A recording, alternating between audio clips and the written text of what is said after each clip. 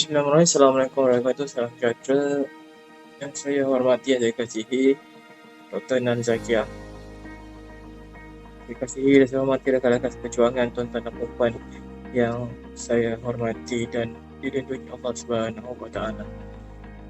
Saya Muhammad Taufik Muhammad Zain, Metrik 2948 akan membincangkan mengenai satu teori yang saya rasa sangat tidak asing kepada kita, lebih-lebih lagi bagi mereka yang sudah bekerja ataupun menjadi ahli bagi sesebuah organisasi.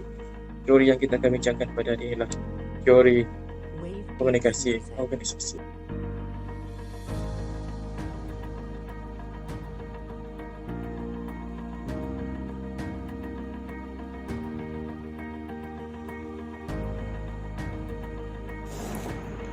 Jika kita berbicara mengenai teori komunikasi organisasi, kita memetik pendapat DeVito yang meletakkan dan berpendapat bahawa komunikasi organisasi ini adalah salah satu usaha dalam mengirim dan menerima pesanan ataupun message, baik dalam kelompok formal ataupun tidak formal.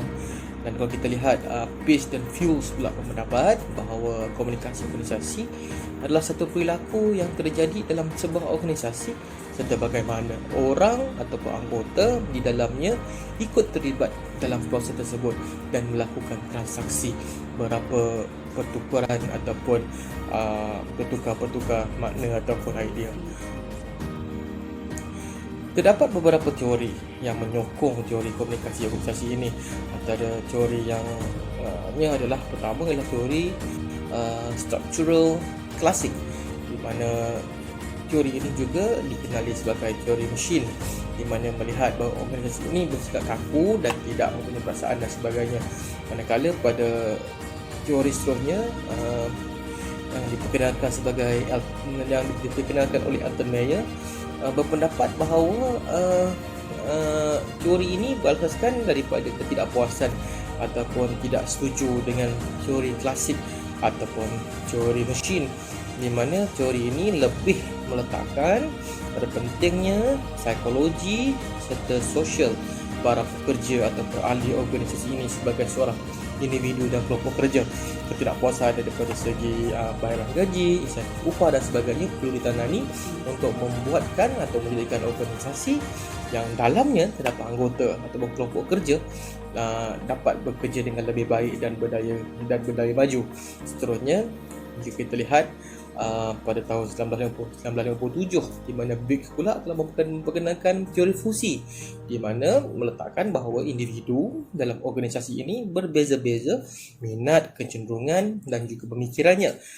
Dan ini perlu diambil, perlu digunakan sebaik mungkin. Dan kita lihat pada zaman ini ataupun kewujudan organisasi kini terdapat beberapa jabatan, beberapa unit yang mempunyai fungsi atau peranan berbeza, di mana ahli dalamnya mempunyai kecenderungan dan juga mempunyai fungsi dan rasa yang berbeza.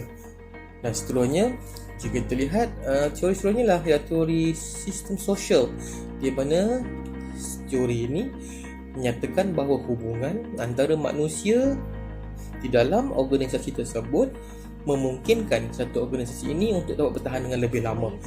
Sebagai contoh, walaupun organisasi ini saling bertukar kerja, sama ada pekerja itu telah berpindah ataupun telah meninggal dunia, tetapi kelompok tersebut tetap dan hanya ada orang-orang di dalamnya tetap akan berfungsi dengan baik walaupun digantikan dengan ahli yang baru. Dan kita dapat lihat teori sistem sosial ini dapat diaplikasikan secara baik di organisasi, dan kita lihat walaupun ada pertukaran daripada segi ketua, pertukaran anggota ataupun ahli organisasi, namun organisasi tersebut dapat terus berfungsi dengan baik, dapat terus dapat memberikan matlamat ataupun objektif kewujudan organisasi tersebut.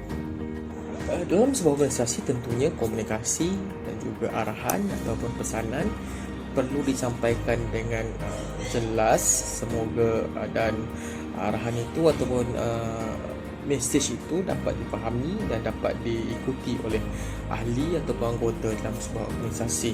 Antara fungsi komunikasi dalam organisasi lah yang pertama ialah sebagai informatif, di mana fungsi ini dijelaskan oleh Senjaja 1994, mengatakan organisasi bertindak sebagai sistem yang memproseskan informasi, dan proses informasi itu hadir dalam organisasi tersebut diharapkan dapat memberikan informasi ataupun maklumat dan memberikan info kepada penerima yang baik untuk mencapai kelancaran dan objektif organisasi tersebut. Kedua, dia juga sebagai fungsi regulatif, di mana fungsi ini diharapkan dapat melancarkan peraturan, di mana organisasi ada peraturan, ada undang-undangnya sendiri, dan dengan adanya komunikasi yang berkesan di antara majikan, di antara anggota dan antara rakan-rakan, maka satu fungsi untuk menetapkan undang-undang atau peraturan dalam sebuah organisasi ini dapat berjalan dengan lancar. Sebenarnya adalah satu fungsi untuk persuasif ataupun pemujukan, di mana fungsi ini lebih daripada pihak ketua jabatan atau ketua unit atau ketua sebuah organisasi ini nak menyampaikan suatu perkara dengan lebih berhemah atau lebih lembut dan memberikan kesan dan impak kepada anggota organisasi tersebut. Seterusnya ialah sebagai fungsi integratif, di mana ini adalah satu sumber ataupun saluran untuk menyalurkan perkara, maklumat ataupun pesanan yang kepada ahli anggota organisasi dan mempermudahkan anggota organisasi untuk melakukan atau melaksanakan tugas tertentu dengan baik. Maksudnya dengan ada fungsi dan teori ini, teori dan fungsi komunikasi organisasi ini, so arahan dapat diberikan dengan lebih jelas dan para pekerja ataupun ahli anggota organisasi itu dapat melaksanakan tugas dengan lebih mudah dan lebih teratur.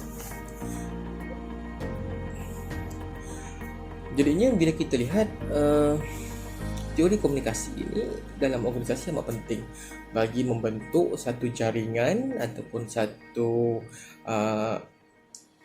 kerjasama di antara ahli anggota dalam organisasi ini, daripada pihak tertinggi sehingga pihak pelaksana.